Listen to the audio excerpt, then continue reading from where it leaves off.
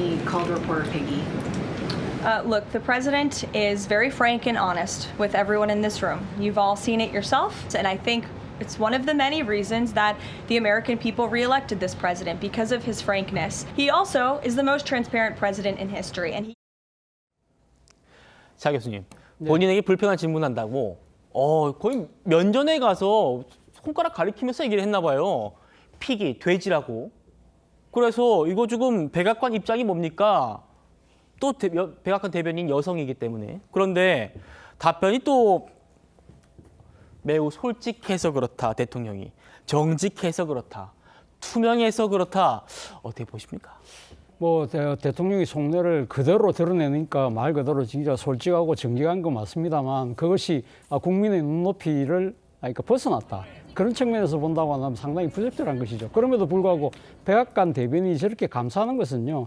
캐롤라인 레빗 씨의 트럼프에 대한 충성심은 뭐 세계적으로 잘 알려진 충성심이다. 이야기죠. 예, 지난 뭐 대선 과정에서 트럼프 당시 후보가 피격을 당했을 때 출산한 지 사흘 만에 현장에 복귀했거든요. 맞아요. 그 정도로 상당히 그러니까 충성심이 있고 그리고 소위 말하는 마가 캠페인이 갖고 있는 또 다른 하나의 논리가 로직이 그거잖아요. 적과 동지의 구분이잖아요. 그렇기 때문에 백악관 대변인이긴 하지만 사실 트럼프 행정부의 좀 고가운 질문을 잘하는 기자들에 대해서는 대변인이 나를 세워서 이야기를 하는 그런 경우도 허다하게 지금 빚어지고 있는 상황인데 지난번 11월 달에 그러니까 이번에 사실은 미국과 러시아의 정상회담이 헝가리 부다페스트에 열릴 예정이었는데 예. 그게 무산되긴 했습니다만 그 장소에 대해서 기자가 누가 그렇게 했냐 이러니까 내 엄마가 했다. 그런 모욕적인 발언을 해서 상당히 예. 논란을 낳을 정도로 이 대통령에 대한 충성심은 뭐 다 인정을 하는 겁니다만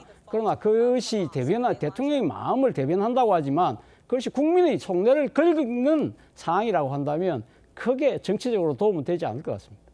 우리나라에서 저런 일이 있었으면 큰일 났을 텐데 확실히 또 미국과 우리나라의 정치 또 문화 환경이 다르긴 다른 모양입니다. 그런데요, 이렇게 또 덩달아 화제가 된 레빗 대변인이 러브 스토리가 또 다시 회자가 되고 있습니다. 평론가님. 남편과의 러브 스토리가 어떻길래 다시 이렇게 또 회자가 되고 있는 거예요? 나이 차이로 지금 회자가 되고 있습니다. 레빗 대변인 역대 최연소 백악관 대변인으로 알려져 있잖아요. 네. 28살입니다. 그런데 남편이 무려 32살이 많은 60살인 것으로 알려졌습니다.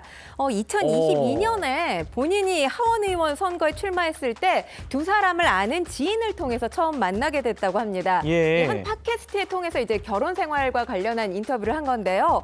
동갑내기 중에서 그만큼 성숙한 남자를 찾지 못했냐? 이렇게 진행자가 질문을 하니까 솔직히 말하면 그렇다라고 하면서 예. 정말 대단하다라면서 존경의 마음을 표했습니다. 자수성가한 사람이라서 자랑스럽다라고 이야기를 했고요.